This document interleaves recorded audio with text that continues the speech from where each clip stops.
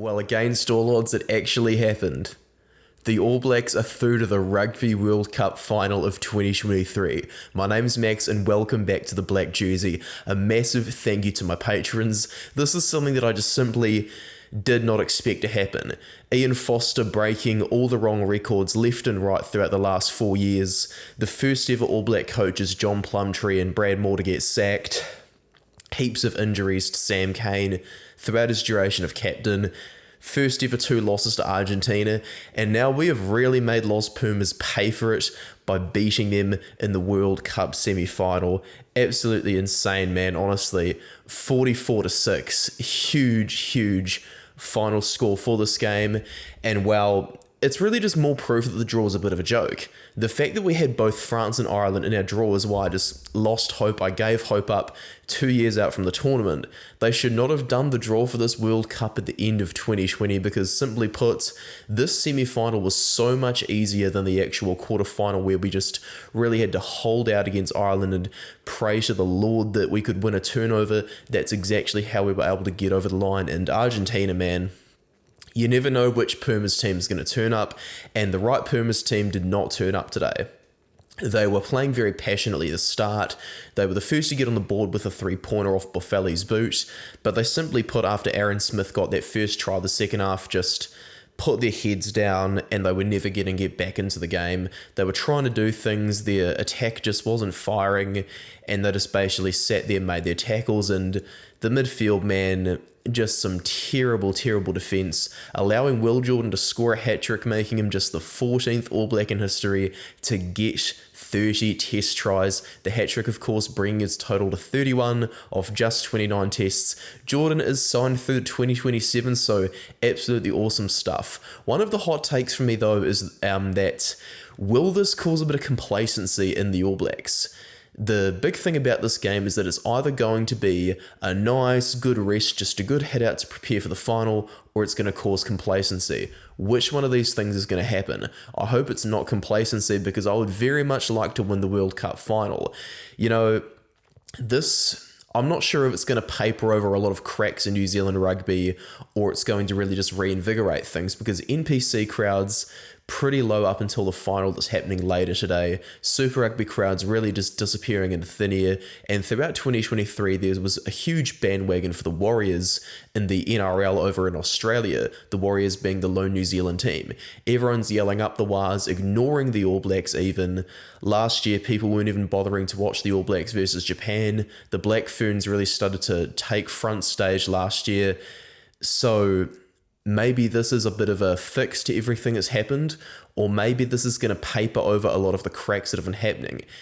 There have been a few reviews that haven't shown too good outcomes, so wow, is this either going to be, the big fix, or is this going to be the thing that enables the route to the death knell? I hope not, because I'm absolutely stoked to make the World Cup final. It was very interesting as well to see, Scott Barrett not really return after his yellow card as well. He got yellow carded towards the end of that second half, and he didn't come back on with 5 minutes or so to go.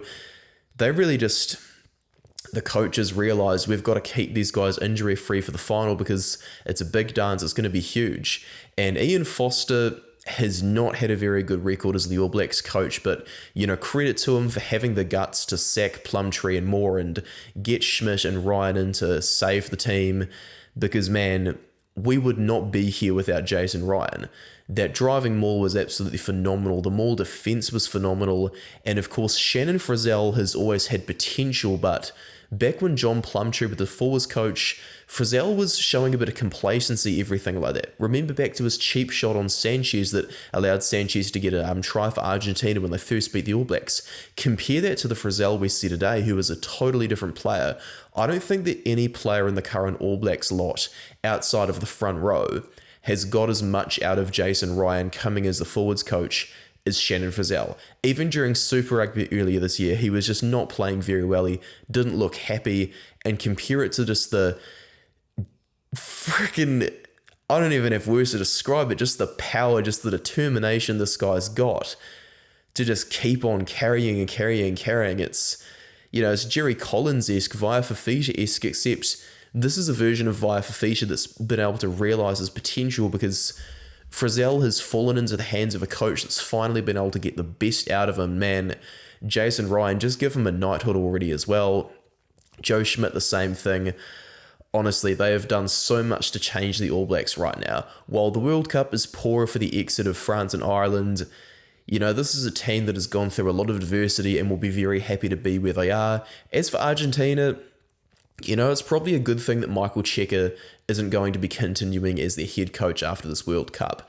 A lot of those players were really looking dejected throughout that second half straight away. There was no life sapped into them at any point. None of the guys off the bench came along to add some spark, drive energy into the team.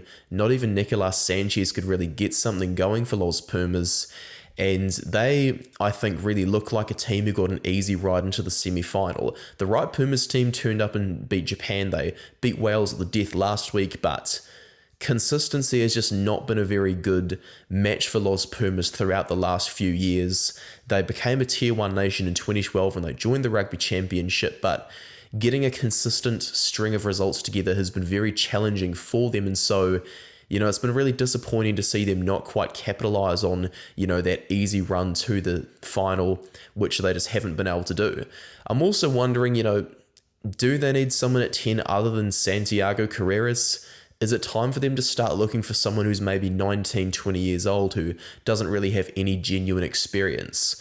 They've got a lot of experienced players, which is really good for them right now, but I do think they need to have a massive overhaul of players and coaches at the start of 2024, because this is a team that, probably could have achieved a lot better than it has. The fact that a lot of their most capped players of all time, all 6 of them in the current squad, all 6 of the top players, having win percentages as players below 40%, as they say, it's easier to actually build a strong kid than repair a broken adult. And so I think Los Pumas is going to have to take an approach such as this one. As for the match as a whole, definitely not as entertaining as the quarterfinals. I feel like the fact that the quarterfinals are such an absolute joy to watch, it's perhaps taken away some of the real enjoyment out of this semi-final over here. So hopefully with England and South Africa tomorrow, we can get a bit more of that. But considering how England's been in 2023, I wouldn't hold my breath over there. So the All Blacks are confirmed to go through to the 2023 Rugby World Cup final against all odds. I was dejected. I just wanted to get the World Cup over and done with. I'd lost hope. And man, does it feel good to have my hopes just reinvigorated for the team. A 4th World Cup would be very nice. And what are the consequences going to be out of that? Well, I hope they're going to be good consequences. That is my full-time hot takes after the All Blacks beat Los Pumas to make the 2023 Rugby World Cup semi-final. So one more thank you to my patrons, and cheers to you guys for watching. Just a reminder to support me elsewhere, like and subscribe to this channel if you enjoyed the video, and leave your thoughts down below in the comments section. I'll talk to you in the next one. Cheers from Max.